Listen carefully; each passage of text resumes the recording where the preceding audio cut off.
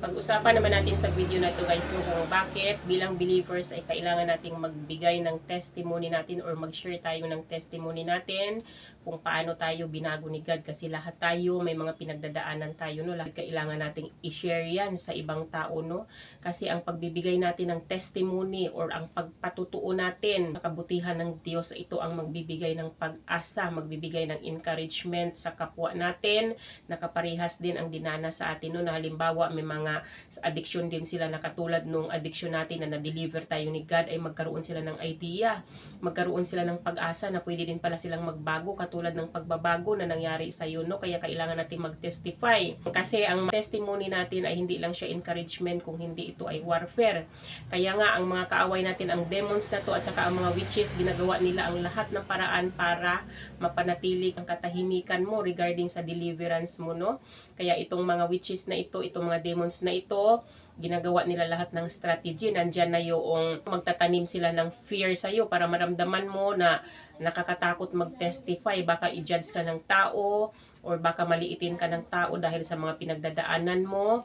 At saka magpa-plan sila ng shame, di ba? Kahihiyan sa utak mo para mahiya ka ngayon na i-testify kung ano man yung pinagdaanan mo dati, ano man yung mga addiction mo na binago ka ni God, no? At saka magplan sila, magtanim sila ng doubt dyan sa isip mo para magdalawang isip ka nga na i-testify kasi bubulungan kanila na huwag kang mag-testify kasi sobrang nakakahiya yung pinagdaanan mo, hahatulan ka ng mga tao, nakakahiya ka, baka kung anong sasabihin ng tao sa iyo, ganon ang ibubulong nila sa iyo no. Pero tayo ay huwag tayong maniwala, kailangan nating mag-share kasi ang paglilihim natin, pagtatago natin sa sarili natin kung paano tayo binago ni God ay yan, gagamitin ng demons yan, gagamitin ng witches yan bilang legal ground. Kumbaga, gagamitin nilang access yan para patuloy kanilang atakihin, patuloy kanilang tuksuhin, para patuloy kanilang i-monitor, di ba? Kasi, ibig sabihin kasi, pag hindi ka nag-testify kung paano ka binago ni God,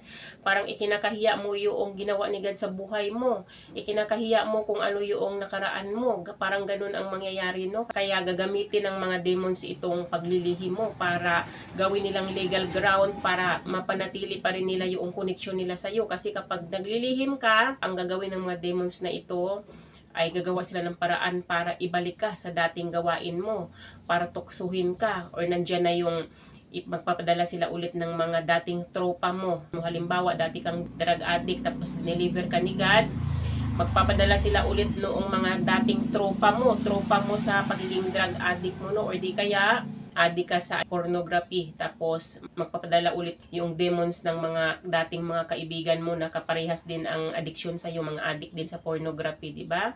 Ganun ang mangyayari sa iyo, tuksuhin kanila ng tuksuhin hanggang sa bumalik ka sa dating gawi mo. Ang pagte-testify natin, parang declaration natin yun na hindi na tayo nakatali sa nakaraan natin. Kumbaga, wala na tayong connection sa nakaraan dahil ang buhay natin nakasurrender na kay God. Parang diniklara mo na nabibilong ka na kay Jesus Christ, ka na nabibilong kay God, ka na nabibilong, hindi na doon sa kingdom of darkness no. Kaya kailangan talaga nating mag-testify para ang pag-testify natin ay palayain tayo nitong testimony natin, kasi nga yan ay pinaalala sa atin sa Bible na mapagtagumpayan lang natin ang mga demons na ito sa pamamagitan ng testimony natin no. So basahin natin dito sa Bible, nakasaad yan sa Revelation chapter 12 verse 11, and they have conquered him by the blood of the Lamb and by the word of their testimony, for they love not their lives even unto death, di ba?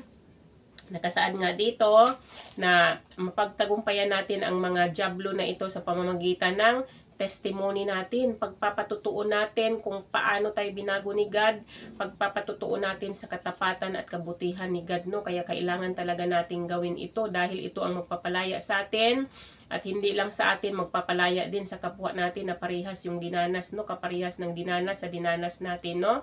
So, ano nga ba ang consequences na makukuha natin kapag tayo ay nag-testify? Ano nga ba ang mangyayari kapag tayo ay nag-testify? No? Number 1 na talaga na consequence ay yung legal ground ng mga demons or witches sa buhay natin ay mawawala ng saysay yun, di ba? Mawawalan sila ng access sa buhay natin kapag nag-testify tayo, kapag nag-share tayo ng testimony natin, kung ano ang mga pinagdaanan natin, kung ano nga ba yung kasalanan na ginagawa natin dati na dineliver tayo ni God, di ba? Mawalan sila ng access para ang mga demons na ito ay layuan tayo, no? Hindi na sila muling babalik sa mga buhay natin dahil diniklara na natin na tayo ay nabibilong na tayo kay God. At saka pangalawa naman na consequence na makukuha natin kapag tayo ay nag-testify ng kabutihan ng Diyos sa atin, kung paano tayo binago ni God, ay ma-activate natin yung blood ni Jesus Christ, di ba? Alam naman natin na ang blood ni Jesus ay powerful talaga yan.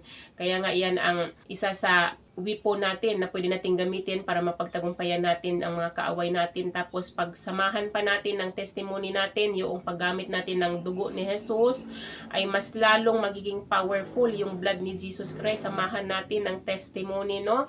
Para ang ma-defeat natin itong mga demons na to, itong mga witches na to, para masira ang operation nila. Kasi ang isang powerful na testimony ng Christian ay pwedeng makasira sa operation ng mga witches na ito, no? Kasi nga, ang mga witches na ito ay nag-ooperate sila in secret, di ba? Sikreto ang operation nila. Kapag ikaw nag-testify ka, halimbawa ay na-deliver ka sa witchcraft attack na ito, ay yung mga tao na katulad mo na under sila sa witchcraft attack ay magkaroon ng liwanag ang buhay nila, 'di ba? Maliwanagan ang isip nila na pwede pa pala silang ma-deliver sa sitwasyon nila. May pag-asa pa pala para ma-deliver sila, 'di ba? Magkaroon sila ng inspiration sa pamamagitan ng pag-testify mo, pag-share mo ng testimony mo. Gawin nilang encouragement 'yon para yung sarili din nila ay ilapit nila sa Diyos para matulungan sila ng Diyos na i-deliver sila doon sa witchcraft attack nila, no? Kaya kailangan talaga nating mag-testify kasi nga tulad ng sinasabi ko, ang pagti-testify natin, hindi natin alam kung ilang kaluluwa or ilang tao yung matutulungan natin para mabigyan sila ng pag-asa, maialis din nila yung sarili nila doon sa kung ano man yung mga addiction nila, kung ano man yung mga kasalanan na kinabibilangan nila ngayon, no? Para matulungan natin sila na makaalis sila sa bondage of sin. Pangatlo naman na consequence na makukuha natin kapag tayo ay nag-testify, matulungan natin yung ibang tao na makalaya din sila sa mga kasalanan na ginagawa nila, sa mga addiction nila sa buhay. Magiging inspirasyon tayo sa kanila para sa pagbabagong buhay nila, no? Para katulad ng ginagawa natin, ay ilapit din nila yung sarili nila sa Diyos, di ba? I-surrender nila kay God yung mga addiction nila para matulungan sila ng Diyos, ma-deliver ang mga sarili nila sa kung anumang addiction na kinabibilangan nila ngayon, no?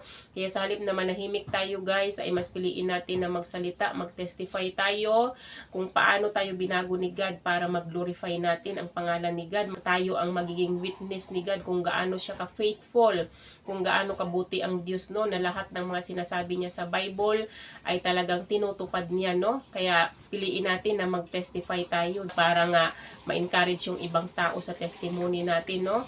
Kaya wag nating ipagkait sa iba yung testimony natin kasi hindi natin alam, marami tayong matutulungan ng mga tao na dumadanas din ng katulad na dinadanas natin, no?